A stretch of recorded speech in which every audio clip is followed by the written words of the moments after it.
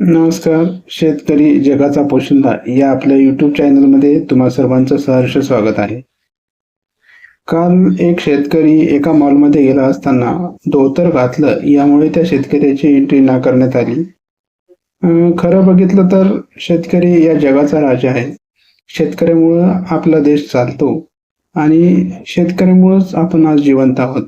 आणि त्याला जर काही एखादी वस्तू घ्यायची असेल आणि तो त्याच्या पोशाखामध्ये जर मॉलमध्ये गेला तर मॉलमधले अधिकारी त्याला हाकलून देतात.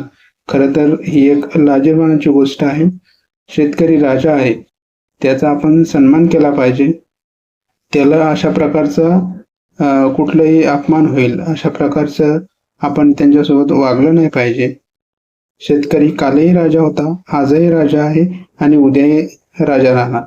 व्हिडिओ जर आवडला असेल तर चॅनलला सबस्क्राईब करा, लाईक करा आणि शेअर करा. थँक्यू. सूट बूट टाय घालून मॉलमध्ये जाणं आम्हाला मोठेपणाचं लक्षण वाटतं, पण धोतर घालून गेलेल्या शेतकऱ्याला मॉलमध्ये एंट्रीच दिली जात नाही. हे बरोबर आहे का? अंबानीचं करोडो रुपयाचं कर्ज सरकारनं माफ केलं, पण शेतकऱ्याचं कर्ज माफ करायला सरकारकडं पैसे सोडले नाहीत. हे बरोबर आहे का? बहीण लाडकी झाली, भाऊ लाडका झाला, पण या सगळ्यांमध्ये मात्र माझा शेतकरी राजा सावत्रच राहिला. शेतकऱ्याला जपा, ती काळाची गरज आहे. आणि शेतकरी जर संपला ना, आपल्या सगळ्यांना संपावं लागेल.